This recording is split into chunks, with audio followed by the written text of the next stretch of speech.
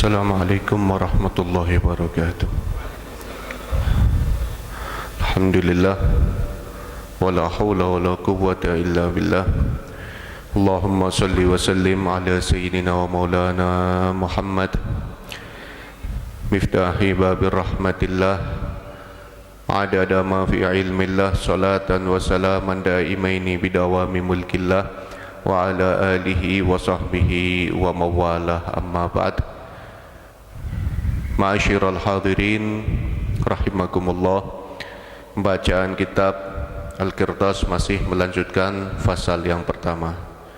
Qala al-muallif rahimahullahu ta'ala wa nafa'ana bihi wa bi'ulumi fid dharain amin. Al-faslul awwal fi fadha'il dzikri wal hathi alaih. Ila an qala al-muallif rahimahullahu ta'ala wa nafa'ana bihi wa bi'ulumi fid dharain amin. Wa an Abi qal al-husunu thalathatun, al-masjidu hisnun wa dzikrullahi hisnun wa qiraatil qur'ani hisnun. Wa rawa fil khabar man ghada ilal masjid bi dzikrillahi ta'ala, man ghada ilal masjid yadhkurullaha ta'ala wa yudzakiru bihi kana kal mujahidi fi sabilillah. Diriwayatkan al-husunu thalathatun, benteng ada tiga. Jadi benteng yang ada di muka bumi ini ada tiga macam. Ini benteng dari segala hal, benteng dari dosa, benteng dari musibah. Jadi kalau kita pengen diri kita ini terbentengi dari dosa, diri kita ini terjaga dari dosa, bentengnya ini ada tiga macam. Kalau diri kita pengen punya benteng dari kesesatan, ini ada tiga macam. Kalau kita hatinya pengen, hati dan pikirannya pengen terbentengi dari kesusahan, hatinya enggak gampang susah, pikirannya enggak gampang susah, bentengnya ini. Kalau kita pengen selamat dari musibah, selamat dari bencana, ya tiga ini. Kalau kita masuk tiga benteng ini, insya Allah kita selamat dunia akhirat.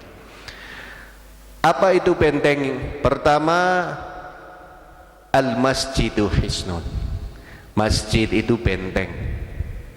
Orang di akhirat dalam keadaan yang di hari kiamat, keadaan yang begitu menakutkan, keadaan yang begitu dahsyat, maka ada 7 golongan yang mendapatkan naungan Allah. Di antara 7 golongan tersebut adalah rajulun qalbuhu mu'allakun bil masajid, seseorang yang hatinya itu selalu berkaitan dengan masjid. Hatinya itu selalu nyambung ke masjid, kangen pengen di masjid. Pengen di masjid bukan untuk bukan untuk ngobrol, untuk santai, tapi karena memang pengen ibadah di masjid. Sehingga orang-orang tersebut hari kiamat aja dia terbentengi dari kesusahan kiamat. Orang yang hatinya selalu bersambung dengan masjid, apalagi kesusahan dunia. Sehingga kita kadang lihat berita di televisi, ada bencana masjid selamat, ada banjir orang yang berlindung di masjid selamat, karena memang itulah benteng. Sebab masjid itu adalah rumah-rumah Allah yang ada di muka bumi. Kemudian wa dzikrullahi hisnun, zikir kepada Allah itu juga benteng. Kita pengen diselamatkan dari bencana, banyak zikir. Kita pengen diselamatkan dari kesusahan, banyak zikir. Kita pengen diselamatkan dari penyakit-penyakit yang menakutkan, banyak zikir.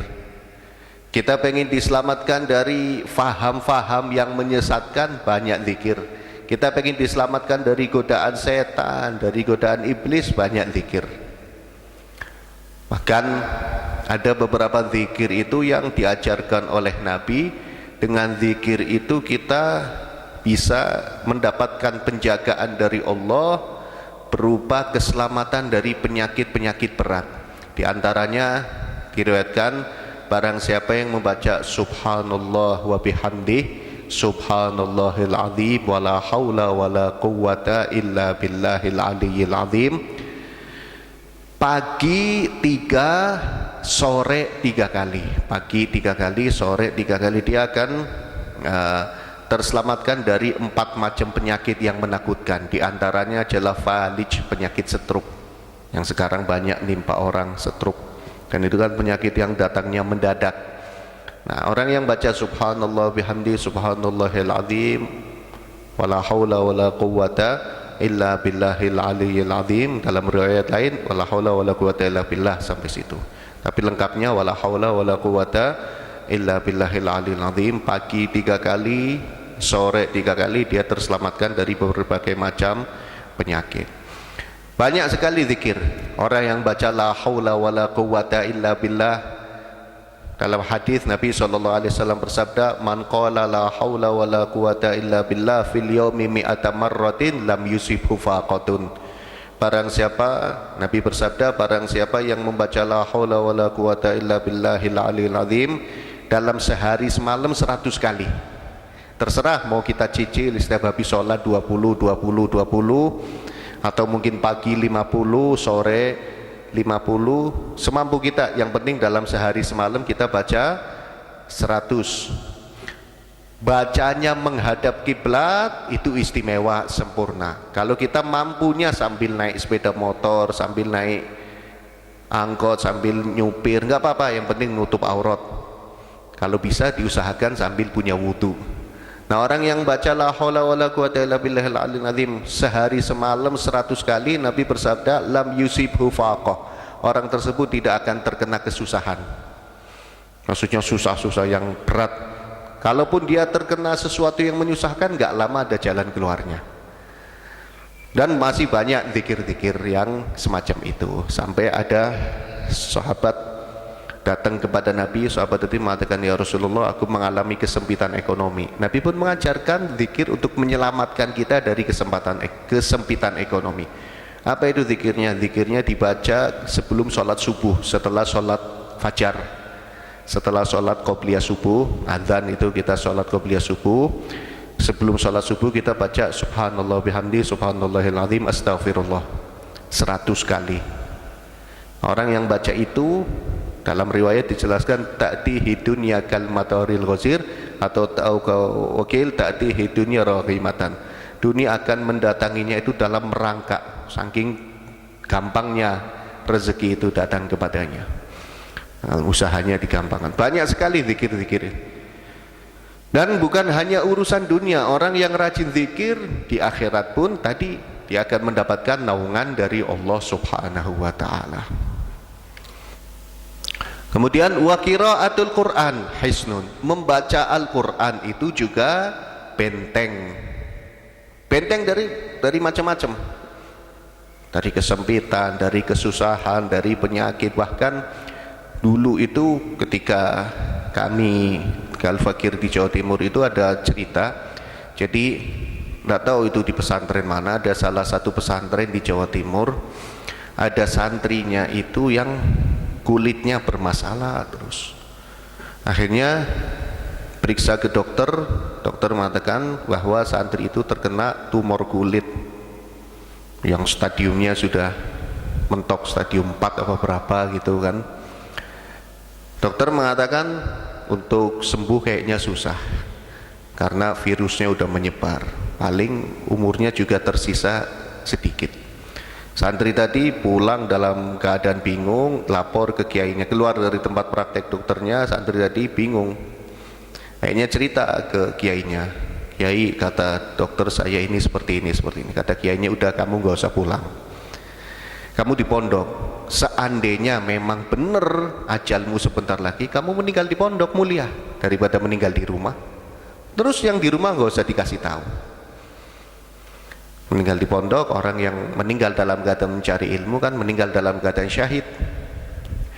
Akhirnya nurut ini santri, kata kiainya, kamu mulai sekarang puasa mutih, minum air putih, makannya nasi putih, jangan pakai lauk. Bukan apa-apa, untuk membersihkan batin. untuk melawan hawa nafsu, membersihkan batin. Jadi meninggalnya dalam keadaan melawan hawa nafsu. Hanya itu tujuannya, hanya itu. Kemudian isi waktu-waktumu dengan Quran, kata kiainya. Terus kamu iktikaf di masjid pondok sana 24 jam baca Quran. Kalau memang benar ajalmu sebentar lagi, ya kamu meninggal dalam keadaan puasa, meninggal dalam keadaan mencari ilmu, meninggal dalam keadaan asing bukan di tempat tinggalnya, meninggal dalam keadaan baca Quran. Wah, luar biasa, kamu dapat keistimewaan banyak. Akhirnya meresap ini nasihatnya kiai. Iya benar kiai, saya mau mengakhiri hidup saya dengan mulia. Santri tadi langsung ke masjid iktikaf, baca Quran, berhenti, nggak berhenti kecuali kalau sholat jamaah. Sholat jamaah, zikir-zikir, setelah sholat selesai langsung kembali baca Quran lagi. Terus seperti itu. Makan hanya nasi sepiring, minum air putih, pagi, buka sama sahur. Sisanya nggak makan, nggak minum. Nggak tidur kecuali ketiduran ini santri.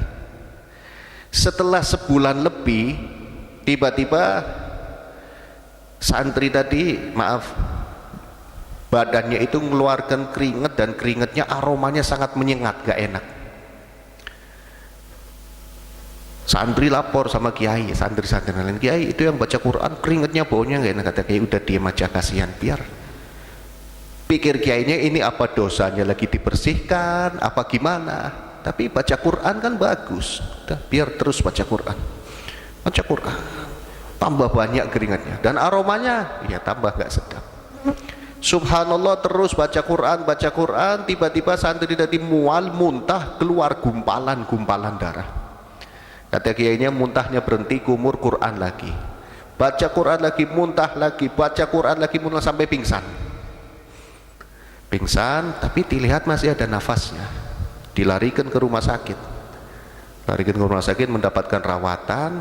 Bangunnya itu seger, dan masalah-masalah yang di kulitnya itu kering seperti mau ngelupas. Di check up lagi, dibawa ke laborat, tumornya tadi sudah bersih. Nah, bisa jadi ini karena bacaan Qurannya itu. Sehingga kita ini kan kadang sumpah, kadang bingung, kadang macam-macam. Obatnya udah disiapin sama Allah. Apa obatnya? Kita sumpah, kita bingung, masuk masjid iktikaf. Di masjid ngapain? Mau baca Quran, mau baca zikir, semuanya itu adalah benteng-benteng yang ada di muka bumi, yang sudah Allah persiapkan untuk keselamatan kita dunia akhirat. Daripada kita bengong ke tempat rekreasi, ya tambah nggak karuan ngelihatnya. Buka handphone, ya kadang macam-macam yang dilihat. Masuk masjid, zikir, enak pikiran. Setelah mulai semangat lagi, masuk lagi ke aktivitas kebiasaan lagi. Warawa fil khabar, waruwiya fil khabar, dan diriwayatkan dalam sebuah khabar, man ghada ilal masjidi yadhkurullaha ta'ala. Nah, barang siapa yang keluar dari rumah menuju masjid, yadhkurullaha ta'ala, dalam keadaan dia zikir. Jadi kita kalau mau sholat Jumat, usahakan sambil zikir, atau mau sholat jamaah di masjid, atau mau apapun, mau ke masjid sambil zikir, terserah, mau baca istighfar, baca sholawat, baca apa, yang penting di jalan itu sambil zikir. Kemudian wa yudzakiru bihi, ini kalau bisa, dan mengingatkan orang lain dengan zikir. Jadi ketemu teman, daripada ngobrol kita zikiran. Yang miris itu kadang udah di masjid sambil nunggu khutbah masih sempet-sempetnya ngobrol. Duduk di masjid iktikaf, mungkin dia datangan sholat sunnah, berarti sholat sunnah tahiyatul masjid, niat iktikaf, tapi tadi ada temennya ngobrol, kadang sampai khutbah masih ngobrol. Padahal maaf, terutama kita orang laki-laki, ngomong saat khutbah itu nggak boleh. Bahkan kita ngasih tahu ke orang ansit itu nggak boleh. Makanya kan ada beberapa masjid ketika khotib mau naik mimbar itu ada bilalnya, dan bilalnya itu mengatakan idza sa'idal khatibu 'alal mimbar fa ansitu wastami'u wa ansitu, dengarkan dan diam. Wa idza qala ahadukum li sahibi ansit wa idza qulta li sahibika ansit faqad laghat. Kalau engkau mengatakan kepada temanmu diam, ada orang ngobrol kita bilang diam. faqad laghot, engkau telah melakukan perbuatan sia-sia. Maksudnya ngomong diemnya aja udah nggak boleh, karena termasuk dia ngomong. Nyuruh orang diem itu termasuk dia sudah ngomong. Terus bagaimana diem? Kalau di masjid itu diem kita. Kalau itikaf ya diem, apalagi waktu Jumat, apalagi waktu khotib lagi khotbah. Jadi itu saat-saat kita melawan hawa nafsu dengan mengunci lesan kita. Itu kalau di masjid zikir. Tapi maaf, kalau khotib sudah naik jangan zikir. Kewajiban kita dengarkan khutbah, bukan zikir. Zikir itu sebelum khotib, karena kadang ada sebagian orang yang terlihat di masjid itu ini khotib, ini pegang tasbih, enggak boleh. Jadi ketika khotib sudah khutbah, mendengarkan khutbah, jangan zikir. Wa yudzakiru bihi, dan orang yang berangkat ke masjid ngingetkan orang lain untuk zikir, kana kal mujahidi fi sabilillah, maka ada orang tersebut sama seperti orang yang berperang di jalan Allah Subhanahu wa taala. Nah, kalau kita lihat pejuang-pejuang muslim, mereka berperang rela mengorbankan nyawa karena ingin mendapatkan kedudukan tinggi di sisi Allah. Ternyata ada kesempatan buat kita yang hidupnya aman tapi mendapatkan kedudukan seperti orang yang sedang berperang di jalan Allah. Dengan apa?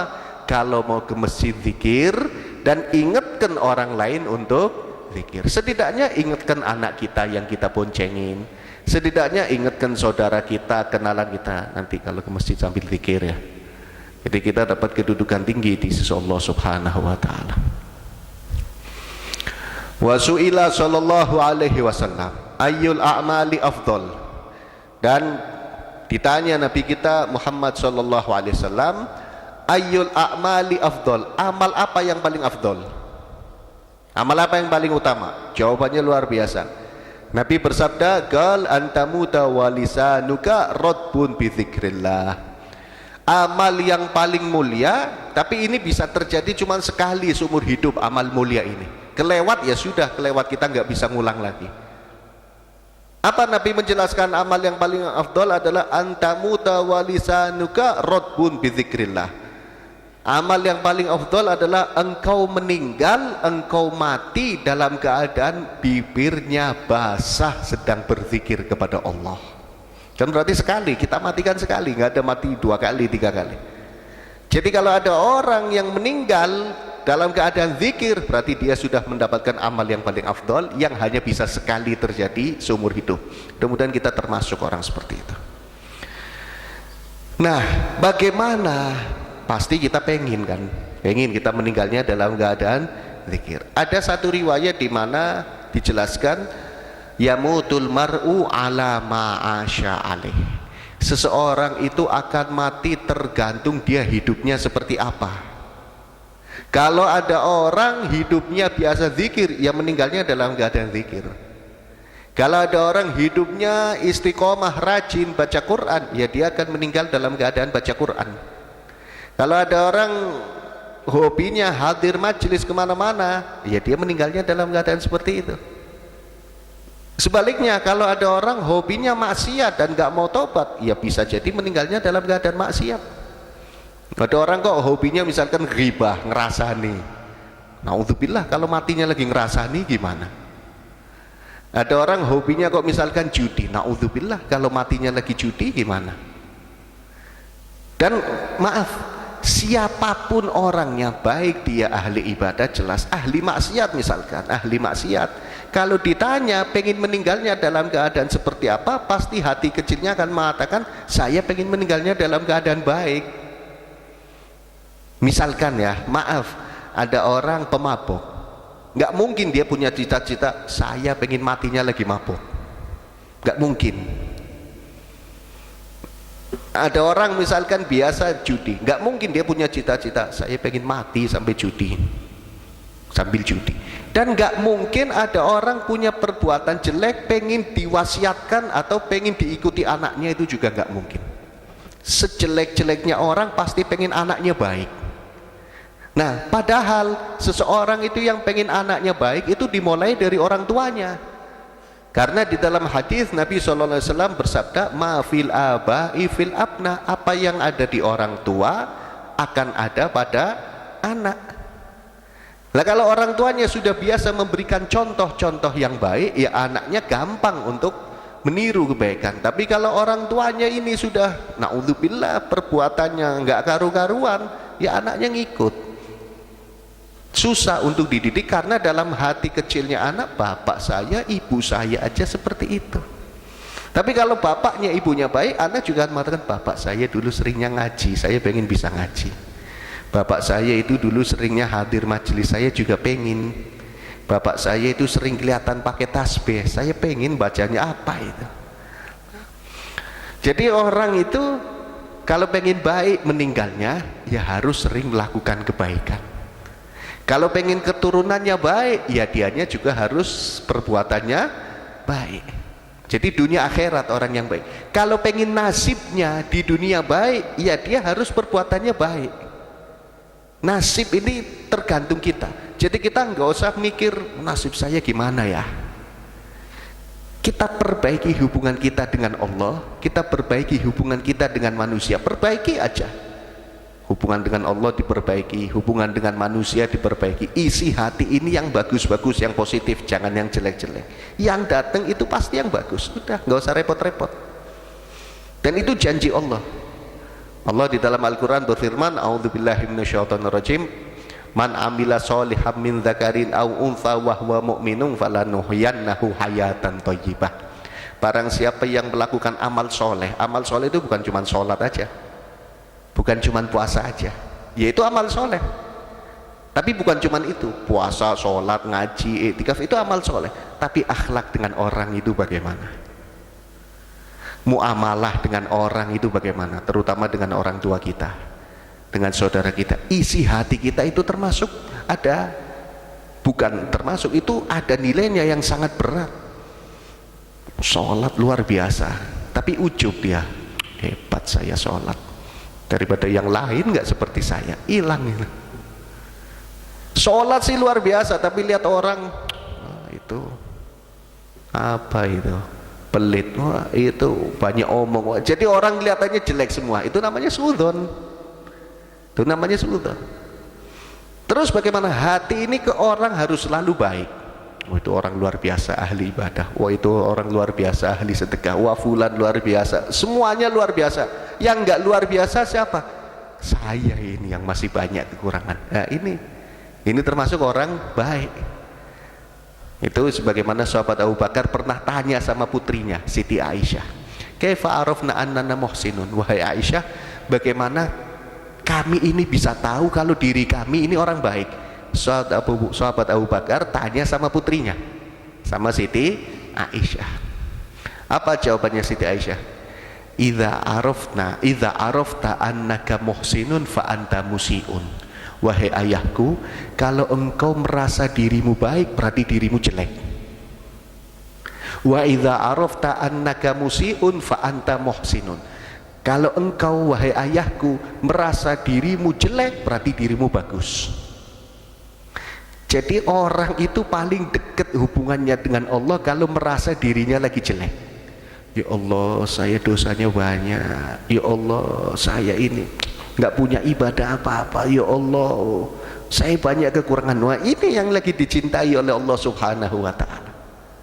Tapi kalau saya ini, ya Allah, luar biasa, saya ini tahajud aja nggak pernah ketinggalan, saya ini luar biasa, ya Allah, sering sedekah, setiap hari saya sedekah, ya walaupun 500 perak sehari. Jadi ngungkit-ngungkit kebaikannya sendiri, yang diminta adalah ngungkit-ngungkit kejelekan. Saya masih pelit, ya Allah, saya sholat belum khusyuk. Jangankan kita, Imam Syafi'i itu yang luar biasa, muridnya di mana-mana, ibadahnya luar biasa, setiap malam cuman tidurnya sepertiga malam, padahal kan yang diminta bangun sepertiga malam. Kalau Imam Syafi'i dibalik, tidurnya cuma sepertiga malam pertama, sisanya beliau bangun, 2/3 malamnya itu bangun. Untuk apa bangun? Sepertiga malam yang tengah-tengah untuk mempelajari ilmu, sepertiga malam terakhir ibadah, sholat, tahajud, baca Quran.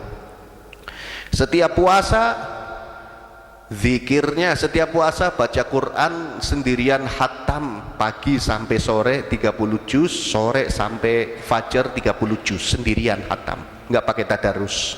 Berarti selama puasa itu 60 kali khataman. Sabarnya luar biasa.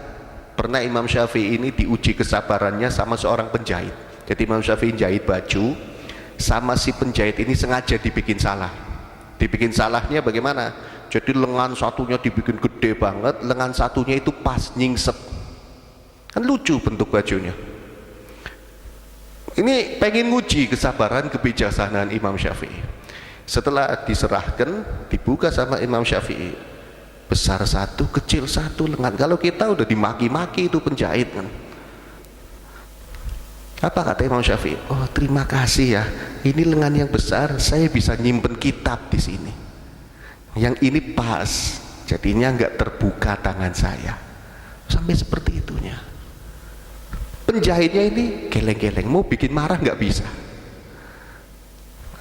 Orang itu pemenang itu kalau mau dibikin marah nggak marah-marah, itu yang bikin marah bingung sendiri. Ini orang gimana cara bikin marah? Nah yang seperti itunya, ilmunya luar biasa, jelas. Beliau seorang mujtahid mutlak, seorang pemimpin madhab. Ilmunya luar biasa, ibadahnya luar biasa, sifat bijaksananya luar biasa. Apa yang beliau katakan? Uhibbus solihina walastu minhum. Aku cinta orang-orang soleh dan aku bukan orang soleh. Imam Syafi'i mengaku bukan orang soleh dan cinta sama orang soleh. Lah kita pantasnya ngaku apa? La'alli an ana labihi musyafa'ah, mudah-mudahan aku, kata Imam Syafi'i, berkat mereka orang-orang soleh mendapatkan syafaat. Jadi Imam Syafi'i merasa dirinya itu bukan siapa-siapa dan mengharap pertolongannya orang soleh. Kemudian apalagi yang beliau katakan? Wa akrahu man tijaratuhul ma'asi wa in kuntu sawa'an fil bidha'ah. Dan aku benci orang yang suka maksiat. Perbuatannya yang dibenci, bukan orangnya, kata Imam Syafi'i. Wa in kuntu sawa'an fil bidha'ah, walaupun aku sebenarnya juga ahli maksiat. Imam Syafi'i mengaku ahli maksiat. Aku ini nggak senang sama perbuatan maksiat, walaupun aku sering maksiat. Lah kita, makanya kita ini jangan menghakimi orang dengan kejelekan. Kecuali kita ngelihat dengan mata kepala sendiri seseorang yang lagi maksiat. Terus bagaimana? Tugas kita yang pertama, tutup maksiatnya, jangan cerita sama orang lain, tutupi. Yang kedua, rubah. Nah ini bagaimana ngerubahnya? Datengin pelan-pelan, diajak. Kalau kita belum bisa ngerubah orang yang lagi maksiat biar jadi ahli ibadah, ya nggak usah cerita sama yang lain. Kadang ngerubah enggak, nyebarin iya. Fulan semalam saya tahu lagi teler. Terus kenapa? Iya cuma cerita. Itu nggak boleh. Itu ghibah, walaupun kejelekan itu ghibah. Jadi kalau kita pengen nasibnya baik, perbaiki diri kita, zahir batin kita baiki. Bagaimana memperbaiki? Gampang, merasa diri kita jelek, udah pasti itu akan semakin baik, semakin baik, semakin baik. Tapi kalau kita sudah merasa baik, wah, mentok di situ.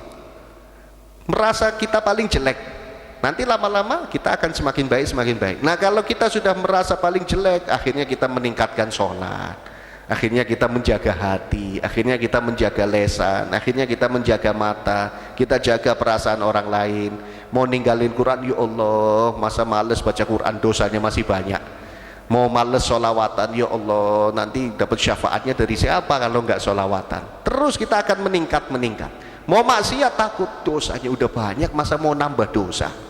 Nah kalau sudah seperti itu, enak. Yang datang ke kita orang yang baik, rezeki yang datang ke kita rezeki yang baik, anak kita jadi baik, semuanya. akan berubah menjadi baik karena mengikuti kebaikan yang ada pada diri kita. Sekali lagi, bagaimana caranya menjadi baik? Kita harus merasa bahwa diri kita jelek, itu nanti kita akan jadi baik. Nah, kalau kita sudah merasa jelek, kita istiqomah zikir, ini yang akan menyebabkan kita meninggalnya juga dalam keadaan zikir. Afdolul a'mal itu menurut Nabi sallallahu alaihi wasallam.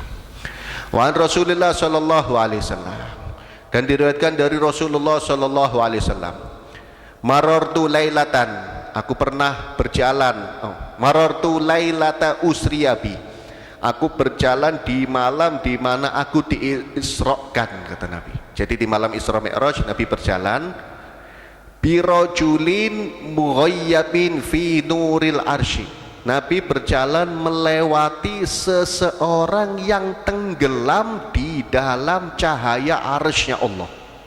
Jadi badannya itu diliputi cahaya dari arsy-Nya Allah subhanahu wa ta'ala. Qultu man hadza malakun, Nabi mengatakan, ini malaikat siapa ini? Karena saking mulianya, badannya diliputi cahayanya arsy Allah subhanahu wa ta'ala. Kila lah, bukan, itu bukan malaikat. Ada yang jawab kepada Nabi, bukan ya Rasulullah, itu bukan malaikat. Qultu nabiyun, itu nabi. Kalau bukan malaikat berarti dia nabi. Kila lah, bukan, nabi juga bukan. Qultu man huwa, terus kalau begitu siapa dia, kata Nabi. Luar biasa, dinaungi cahaya arsy sampai badannya itu semuanya dikelilingi cahaya, hampir tenggelam di cahaya. Malaikat bukan, nabi bukan, terus siapa dia, kata Nabi. Gila hadza rajulun, ini orang biasa. Kana fid dunya, ada semasa di dunianya, lisanuhu rotbun min dzikrillah, ini orang selama di dunia lesannya selalu basah dengan zikir. Di akhiratnya mulia seperti itu. Wa qalbuhu mu'allakun bil masajid, hatinya selalu kangen dengan masjid. Wala yasubbu walidayhi, enggak pernah ngomong kasar sama kedua orang tuanya. Nah, ini juga penting. Jadi tiga ini kalau kita pengen nanti dapat cahayanya arsy Allah, istiqomah zikir, hatinya kangen dengan masjid, jangan sesekali ngomong kasar sama kedua orang tua. Selamat kita dunia akhirat. Qala ba'dul ulama wa hadza haditsun mursalun wallahu a'lam bissawab. Ya Rabb.